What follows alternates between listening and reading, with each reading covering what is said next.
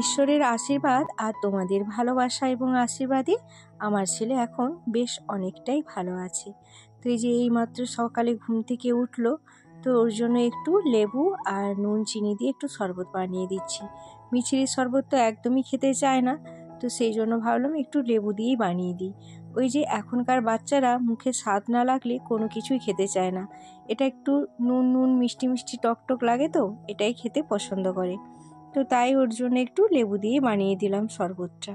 আর এই যে সাথে একটা গ্যাসের ওষুধ দিয়ে দিলাম, তো এটা তো খালি পেটে খেতে হবে।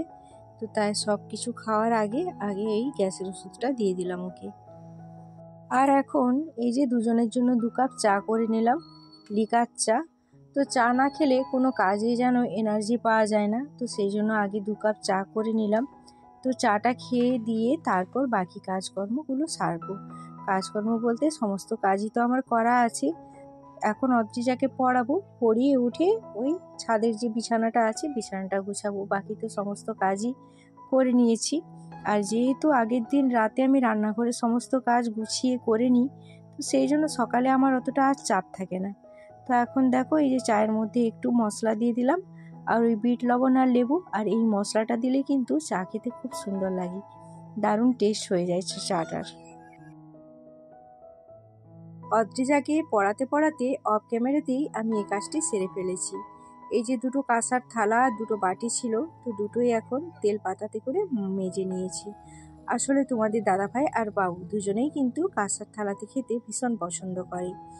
তবে ওই যতই তুমি সাবান আর বালি দিয়ে বাসন মাজো কিনা, যতক্ষণ না ওই তেল পাতাতে মাজছো ততক্ষণ পর্যন্ত কিন্তু কাঁসার থালা পরিষ্কার হয় না।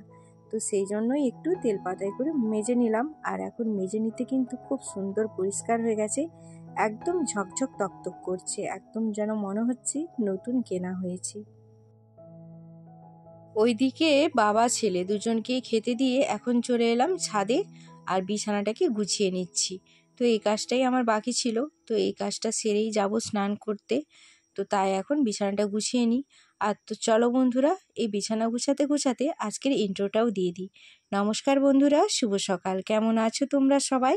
আশা করছি সবাই খুব ভালো আছো, আর আমি এবং আমার পরিবারও বেশ ভালো আছি। আমি বনশ্রী, আমার এই ছোট্ট পরিবারে তোমাদের সবাইকে সাথে নিয়ে আজকের দিনটি শুরু করছি। আশা করছি অন্যান্য দিনের মতোই আজকের দিনটিও তোমাদের খুব ভালো লাগবে আর তোমরা আমার সাথে থাকবে। বিছানার চাদরটা বিছিয়ে এখন চিরুনি দিয়ে ভালো করে মুড়ে নিচ্ছি। আর এইভাবে মুড়ে নিলে বিছানার চাদরটা কিন্তু বেশ টান টান হয়ে থাকে, আর সেটা দেখতেও ভালো লাগে। হাত দিয়ে মুড়তে গেলে কি হয়, অনেক সময় ওই হাতে নখ থাকলে নখে লেগে যাওয়ার ভয় থাকে, তারপর নখ ভেঙে যাওয়ার ভয় থাকে। তো এরকম চিরুনি বা স্কেল চাইলে তোমরা কিন্তু রান্নাঘরের হাতা খুন্তিটাও ব্যবহার করতে পারো। তো এইগুলো দিয়ে কিন্তু বেশ ভালো গোঁজা যায়, আর এতে করে বিছানার চাদরটাও কিন্তু বেশ সুন্দর টান টান হয়ে থাকে। একটা পরিপাটি সাজানো গোছানো সংসার প্রত্যেকটা মেয়েরই কিন্তু স্বপ্ন। আর এই সাজানো গোছানো সংসারের পেছনে থাকে অক্লান্ত পরিশ্রম আর ধৈর্য।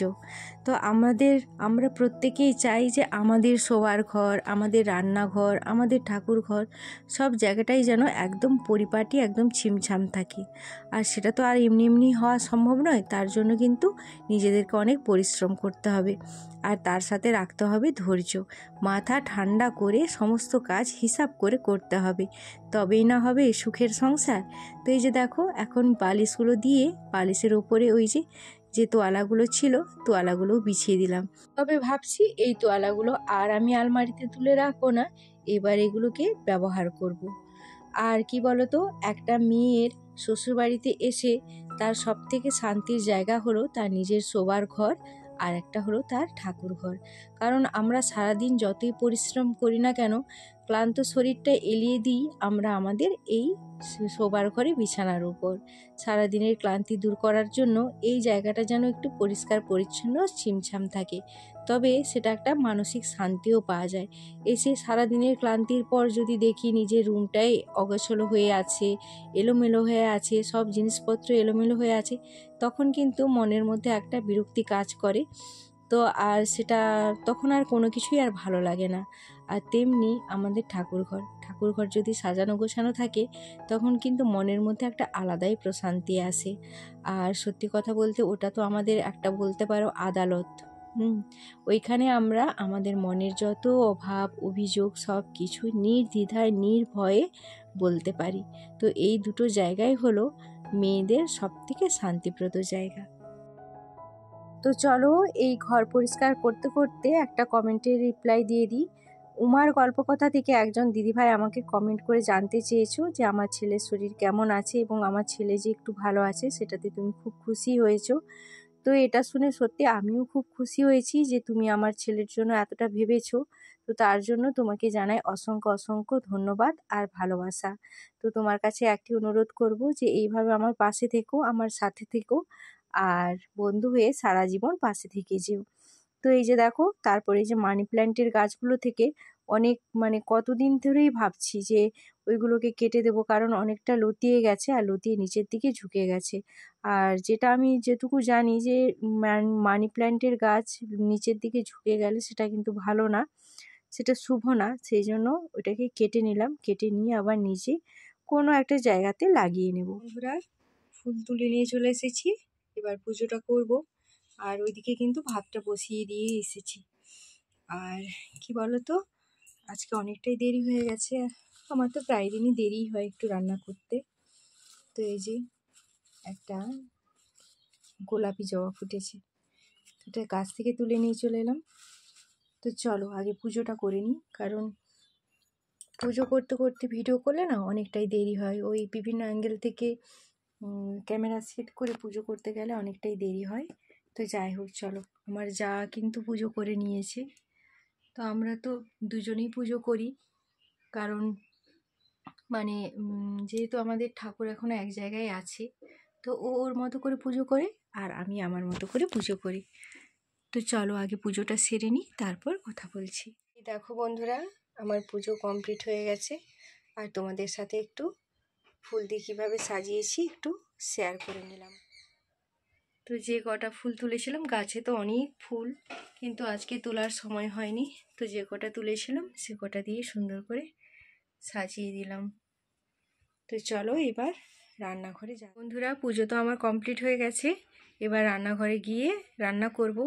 আর ভাতটা বসিয়ে দিয়ে এসেছি, কারণ দেরি হয়ে গেলে আবার ছেলের অনেকটা দেরি হয়ে যাবে। আর পুজো করতে তো একটু দেরি হয়, আমার সময় লাগে। তো সেই কারণে আগে ভাতটা বসিয়ে তারপর পুজো করতে এসেছি। তো চলো সাথে থাকো, ব্লগটা কন্টিনিউ দেখতে থাকো, আশা করছি ভালো লাগবে। তো চলো নিচে যাওয়া যাক। এবার কি রান্নাবান্না হবে জানি না। তো মা এঁচড় কাটছে, এঁচড়েরই একটা তরকারি করব, আর কি করি দেখা যাক। চলো তোমরা সাথে থাকো। আজকে চুলটাতে শ্যাম্পু করেছি, আর চুলটা ভেজা ছিল বলে তখন সিঁদুরটা পরিনি, শুধু কপালটাতে পরে নিয়েছি। তো এখন একটু সিঁথিতে সিঁদুর লাগিয়ে নিচ্ছি।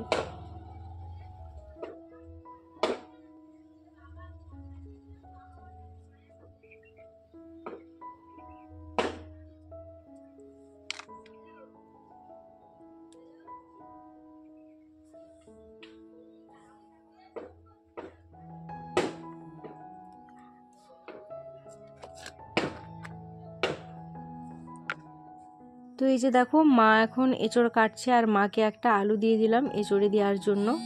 তো একটা আলু দেব আর এঁচড়। তো তোমাদের দাদাভাই বলছে চিংড়ি মাছ নেই, আজকে এঁচড় ভালো লাগবে না। তো তোমাদের দাদাভাইকে বললাম বিনা চিংড়ি মাছেই কিন্তু আজকে আমি এঁচড়টা রান্না করব, আর খেয়ে দেখো কেমন লাগে। তো তারপরে এই যে দেখো, নিজে একটু খাবো। তো আজকে দই দিয়ে মুড়ি খাবো। আর এরকম কাঁসার থালাতে না দই আর দুধ দিয়ে মুড়ি খেতে কিন্তু আমার দারুণ লাগে, একটা আলাদা ফ্লেভার লাগে। তো তোমরা কখনো খেয়েছো কি না জানি না, যদি কেউ খেয়ে থাকো তাহলে আমাকে অবশ্যই কমেন্ট করে জানিও। আমাকে কিন্তু কাঁসার থালাতে দই বা দুধ দিয়ে খেতে বেশ ভালো লাগে। তো এখানে দেখো বন্ধুরা, একটা মজার ঘটনা ঘটেছে। তো আমি তো ক্যামেরাটা সেট করেছি, কিন্তু ক্যামেরা অন করতে ভুলে গেছি। তো এদিকে আমার এঁচড় সেদ্ধ হয়ে ভাজা হয়ে গেল। তো যাই হোক, এঁচড়টাকে লবণ আর হলুদ দিয়ে সেদ্ধ করে এখন তেল দিয়ে একটু ভেজে নিয়েছি। তো তারপরে এই যে দেখো, কড়াই থেকে এখন তুলে নিলাম। তো তারপর এবার এঁচড়টা রান্না করব। তো তোমরা দেখতে থাকো রেসিপিটা কিভাবে কি রান্না করি। আর আজকের এঁচড়টা কিন্তু দুর্দান্ত হয়েছিল, একদম ফাটাফাটি হয়েছিল খেতে, সত্যি বলছি, একদম বানিয়ে বলছি না। এঁচড়ের তরকারি করার জন্য প্রথমে আমি কড়াইতে তেল দিলাম। তো তেলের ওপর একটু চিনি দিয়েছি কালার করার জন্য। তো তারপর বেটে রাখা সমস্ত মশলা দিয়ে দিলাম। তো আমি একসাথেই মশলাটা বেটে নিয়েছিলাম, পেঁয়াজ, রসুন, আদা, জিরা সবটাই একসাথে বেটে নিয়েছিলাম। তো এখন কড়াইতে দিয়ে দিলাম। তো কিছুটা ভাজার পর তারপর লঙ্কা গুঁড়ি আর হলুদ গুঁড়ি দিয়ে দেব। এখানে আমি লঙ্কার পরিমাণটা একেবারেই কম করে দিয়েছি, কারণ যেহেতু ছেলের শরীরটা খুব একটা ভালো নেই, তো সেই জন্য ওকে বেশি রিচ খাবারটা এখন দেব না। তো তারপরে যে উপর থেকে একটু টমেটো কুচিও দিয়ে দিয়েছি। তো ভালো করে মশলাটাকে কষিয়ে এখন ভেজে রাখা এঁচোড় আর আলু করে দিয়ে দিলাম। তো এটাকেও মিনিট খানিক এখন ভেজে নেব। তো তারপরে যে করে রাখা গরম জল দিয়ে দিলাম। তো যে কোনো রান্নাতে যদি আমরা গরম জলটা ব্যবহার করি তাতে কিন্তু রান্নার স্বাদ অনেকটাই ভালো হয় আর রান্নাটা অনেক তাড়াতাড়ি হয়ে যায়। তো তারপরে এই যে এদিকে একটা পেস্ট বানিয়ে নেব। তো এখানে আছে টক দই 2 চামচ মতো আর আছে কয়েকটা বাদাম। তো এটাকে পেস্ট করে নিলাম। পেস্ট করে এখন তরকারির মধ্যে দিয়ে দিলাম। আর যে কোনো তরকারিতে বাদাম আর টক দই যদি দেওয়া হয় না, তাতে কিন্তু তরকারির স্বাদ অনেকটাই বেড়ে যায়। তো আমার তো খেতে বেশ ভালো লাগে বা আমাদের বাড়িতে সবাই খুব পছন্দ করে, তো তাই দিয়ে দিলাম। তো তারপর এই যে দেখো একটু মেথি পাতা ছিল, তো মেথি পাতাটাকে একটু মাশ করে দিয়ে দিলাম। তো এটাকেও দিয়ে কিছুক্ষণ ফুটিয়ে নেব। তো তারপর নামিয়ে নেব। তো এই যে দেখো বন্ধুরা, এখন কিন্তু আমার এঁচোড়ের তরকারি একদম রেডি হয়ে গেছে। তো তরকারির মধ্যে সব কিছুই জিনিস ঠিকঠাক ছিল, একটা জিনিসেরই অভাব ছিল, সেটা হলো রং। আসলে আমি লঙ্কার গুঁড়িটা এখানে একেবারেই অল্প পরিমাণে ব্যবহার করেছি। আর যেহেতু বাড়িতে কাশ্মীরি লঙ্কার গুঁড়ি ছিল না, তো সেই জন্য আর ব্যবহার করিনি। ওটা দিলে কিন্তু কালার চলে আসতো। তো উপর থেকে এখন একটু গরম মশলা আর ঘি করে দিয়ে দিলাম। আর গরম মশলা ঘি ছাড়া কিন্তু এঁচোড়ের রান্না একদমই অসম্পূর্ণ। তো এটা তো দিতেই হবে মাস্ট। তো তাই একটু দিয়ে দিলাম ঘি আর গরম মশলা। তো এখন একদম খাওয়ার জন্য রেডি হয়ে গেছে আমার এঁচোড়ের তরকারি। আর এত সুন্দর একটা ফ্লেভার আসছিল, সত্যি আমার গন্ধেই না খিদা পেয়ে যাচ্ছিল। এতটাই সুন্দর হয়েছিল, এতটাই টেস্টি হয়েছিল খেতে এঁচোড়ের তরকারিটা। তো বন্ধুরা, আজ এই দুপুরের খাওয়া দাওয়া নিয়ে তোমাদের সামনে থেকে বিদায় নিচ্ছি। আবার দেখা হচ্ছে আগামীকাল আরও একটি নতুন ব্লগের সাথে। আজকের ব্লগটি তোমাদের কেমন লাগলো অবশ্যই কমেন্ট করে জানিও। সবাই ভালো থেকো, সুস্থ থেকো। Tata, bye bye.